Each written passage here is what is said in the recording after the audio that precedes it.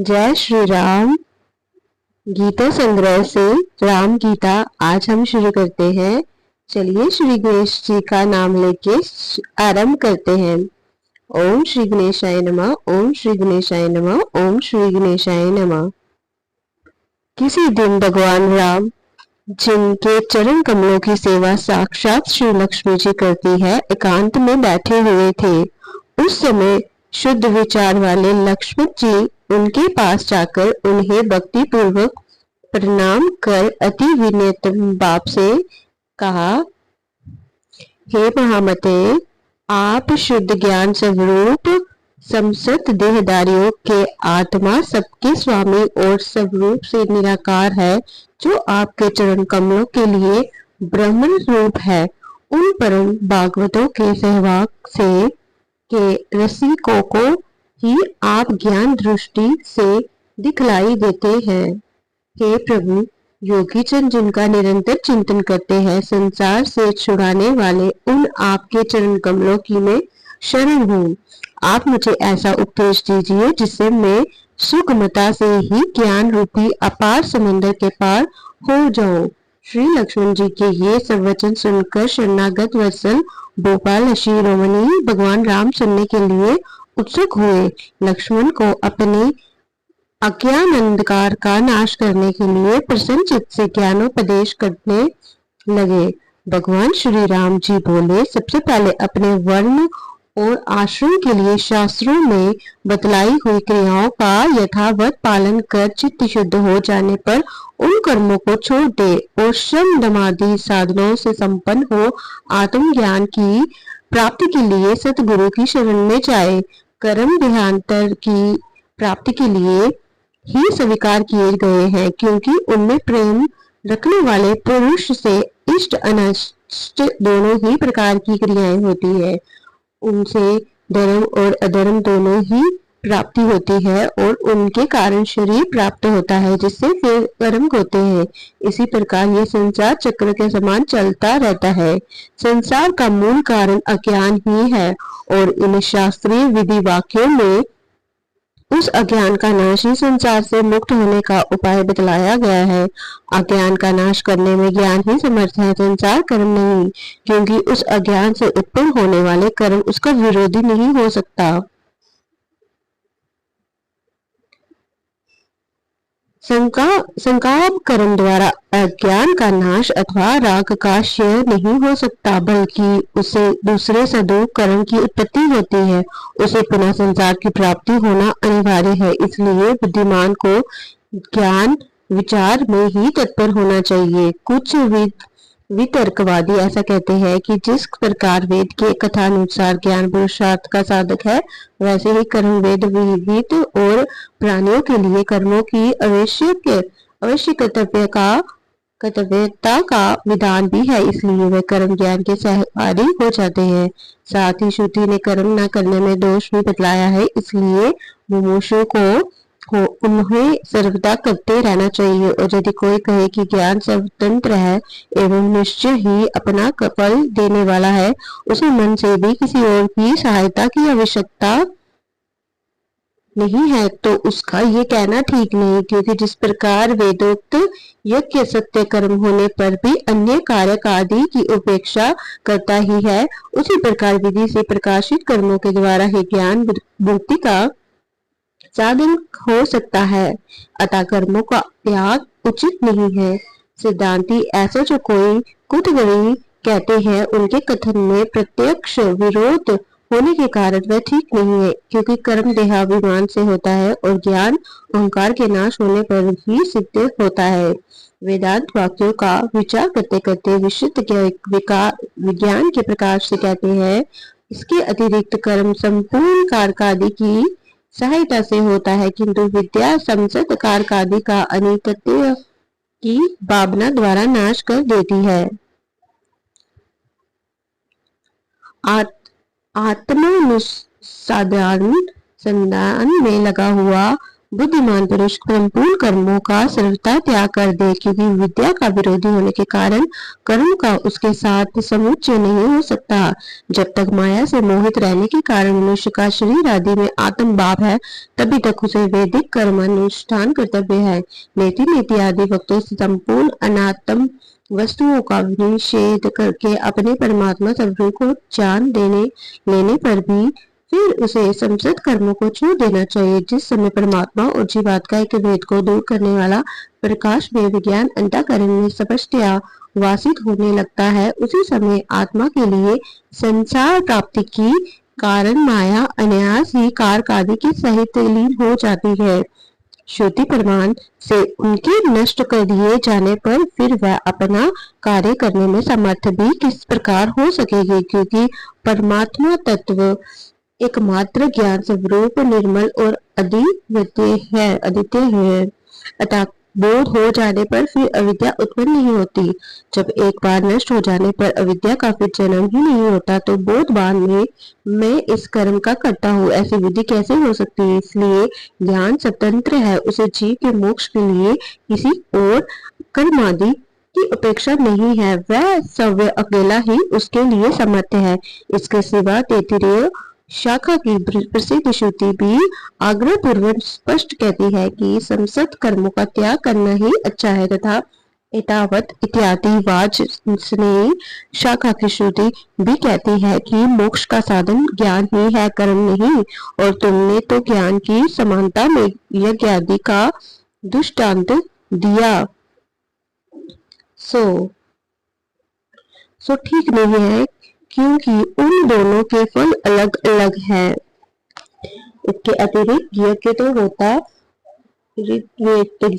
मान आदि बहुत से कार्य करे सिद्ध होते हैं, और ज्ञान इसके विपरीत है, अर्थात वह कर्तव्य कार्य से सद्य नहीं है, जो कार्य करने से सद्य नहीं है। कर्म के त्याग करने में अवश्य प्रायश्चित भागी होगा, ऐसी अनात्म बुद्धि अज्ञानी को हुआ करती है, तथा ज्ञानी को नहीं। इसलिए विकार रहित चित्त वाले बोधवान पुरुष को विहित कर्मों को का भी विधि पूर्वक त्याग कर देना चाहिए। फिर शुद्ध चित्त होकर श्रद्धा पूर्वक गुरु की कृपा से तत्वमसि इस महावाक्य के द्वारा परमात्मा और जीवात्मा की एकता जानकर सुमेरु के समान निश्चल एवं सुखी हो जाए। ये नियम ही है कि प्रत्येक वाक्य का अर्थ जान में पहले उसके पदों के अर्थ का ज्ञान ही कारण है। इस तत्वमसि महावाक्य के तत्व और तत्व पद कर्म से परमात्मा और जीवात्मा के वाचक है, और असी उन दोनों की एकता करता है। इन दोनों जीवात्मा और परमात्मा में जीवात्मा प्रत्येक अंतःकरण का साक्षी है, और परमात्मा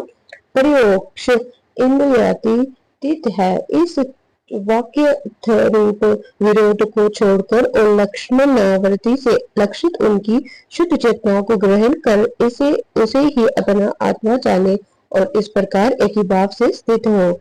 इन तत्व और तत्व पदों में एक रूप होने के कारण यह तीत लक्षणा नहीं हो सकती, और परस्पर विरोध होने के कारण अजहर्षणा भी नहीं हो सकती।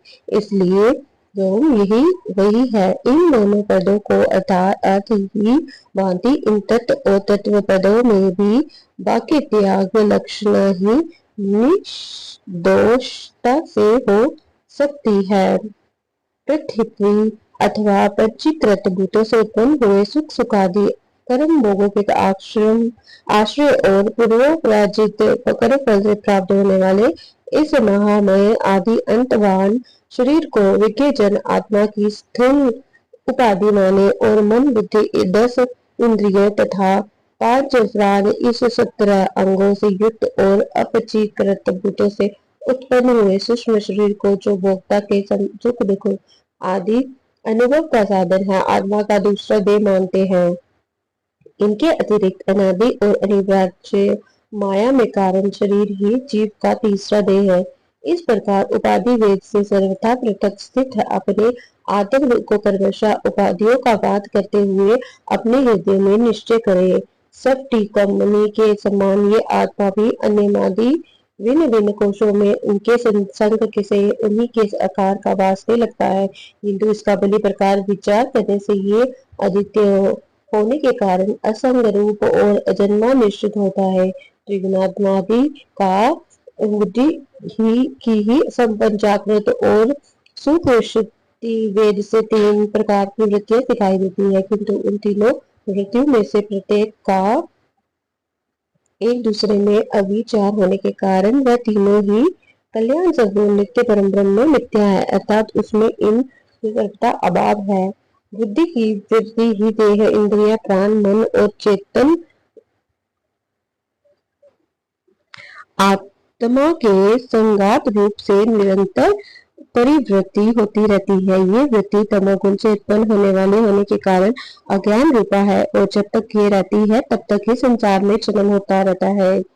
नेति नेति आदि श्रुति प्रमाण से निखिल संसार का वृद्ध करके बात करके और हृदय में चित्त चित्त बनामृत और आस्वादन करके संपूर्ण जगत को उसके सार रूप सत्य ब्रह्म को ग्रहण करके त्याग दे, जैसे नारियल के जल को पीकर मनुष्य से फेंक देता है। आत्मा न कभी मरता है न जन्मता है, वह न कभी क्षीण होता है और न बढ़ता ही है।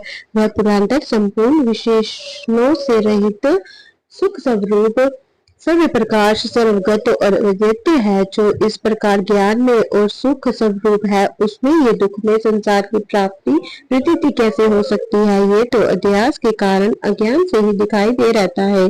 ज्ञान से तो ये एक क्षण में ही लीन हो जाता है, क्योंकि ज्ञान और अज्ञान का परस्पर विरोध है। ब्रह्म से जो अन्य में अन्य की प्राप्ति होती है, उसी को विद्वानों ने अध्यास कहा है। जिस प्रकार असवर्ण रूप रज्जु आदि में सर्प की प्रतीति होती है, उसी प्रकार ईश्वर में संसार की प्राप्ति हो रही है। जो विकल्प और माया से रहित है, उन सबके कारण निरामय अद्वितीय और चित्त स्वरूप परमात्मा ब्रह्म में पहले इस अहंकार रूप अध्यास की ही कल्पना होती है। सबके साक्षी आत्मा में इच्छा अनिच्छा राग द्वेष और सुख दुख आदि बुद्धि की प्रतीति ही जन्म मरण रूप संसार की ही कारण है, क्योंकि सुषुप्ति में इनका अभाव हो जाने पर हमें आत्मा का सुख रूप से बान होता है। अनादि अविद्या से उत्पन्न हुए बुद्धि में प्रतिबिंब ये चेतन का प्रकाश ही जीव कहलाता है। बुद्धि के साक्षी रूप से आत्मा से पृथक है, वह परमात्मा तो बुद्धि से अपरिसीम है। अग्नि से तपे हुए लोहे के समान चिदाभास साक्षी आत्मा तथा बुद्धि के एकत्र रहने से परस्पर अन्योन्यास होने के कारण कर्मशः उनकी चेतना और जड़ता प्रतीत होती है। अर्थात जिस प्रकार अग्नि से तपे हुए लोह पिंड में अग्नि और दो लोहे का तादात्म्य हो जाने से लोहे का आकार अग्नि में और अग्नि की उष्णता लोहे में दिखाई देने लगती है, उसी प्रकार बुद्धि और आत्मा का तादात्म्य हो जाने से आत्मा की चेतना बुद्धि आदि में और बुद्धि आदि की जड़ता आत्मा में प्रतीत होने लगती है। इसलिए अध्यासवश बुद्धि से लेकर शरीर पर्यंत अन्यतम वस्तुओं को ही आत्मा मानने लगते हैं। गुरु के समीप रहने से वेद वाक्यों से आत्मज्ञान का अनुभव होने पर अपने हृदय सद उपाधि रहित आत्मा का साक्षात करके आत्मा रूप से प्रतीत होने वाले देह आदि संपूर्ण जड़ पदार्थों का त्याग कर देना चाहिए। मैं प्रकाश स्वरूप अजन्मा अद्वितीय निरंतर भासमान अत्यंत निर्मल विशुद्ध विज्ञान जन निरामय क्रिया रहित तो एकमात्र आनंद स्वरूप में सदा ही मुक्त अचिंत्य शक्ति अतीन्द्रिय ज्ञान स्वरूप अव्यकृत रूप और अनंत पार हो। वेदवाली पंडित जन अहर्निश मेरा हृदय में चिंतन करते हैं। इस प्रकार सदा आत्मा का अखंड वृत्ति से चिंतन करने वाले पुरुष के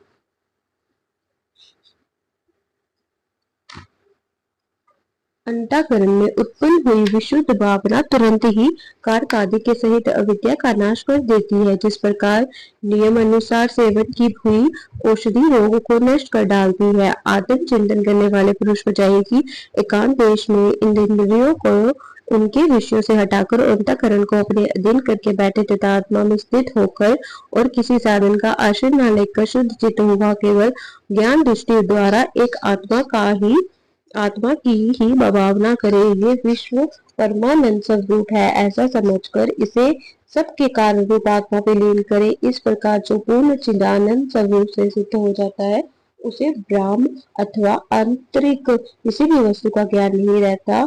समाधि प्राप्त होने के पूर्व ऐसा चिंतन करे कि संपूर्ण चराचर जगत केवल ओंकार मात्र है। ये संसार वाच्य है और ओंकार इसका वाक्य वाचक है। अज्ञान के कारण ही इसकी प्रतीति होती है। अज्ञान ज्ञान होने पर इसका कुछ भी नहीं रहता।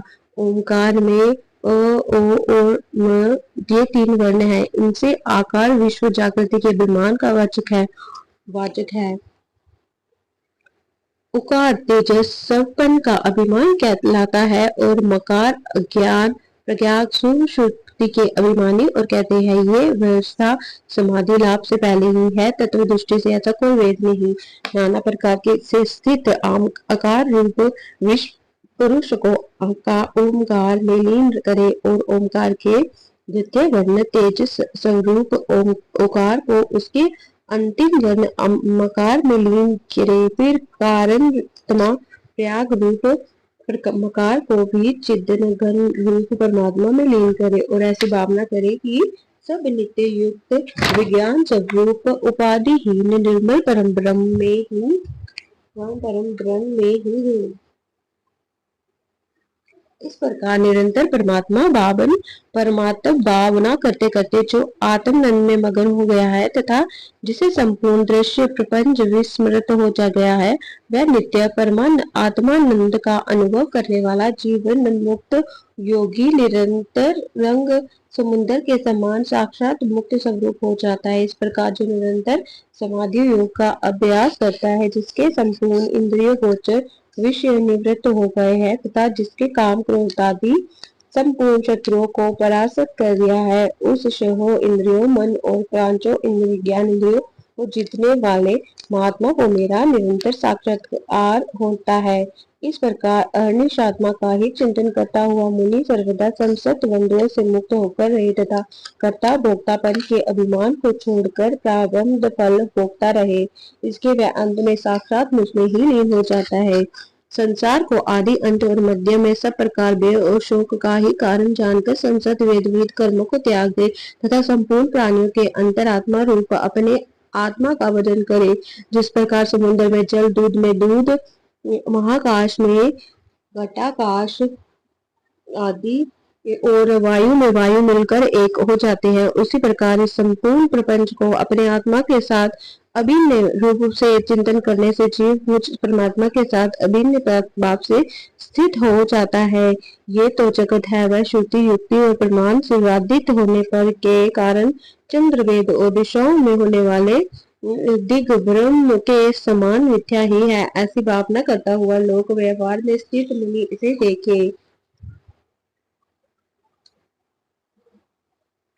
जब तक संसार मेरा ही रूप दिखलाई ना दे तब तक निरंतर मेरी आराधना करता रहे। जो श्रद्धा ओलू और उत्कट भक्त होता है उसे अपने हृदय में सर्वदा मेरा ही साक्षात्कार होता है।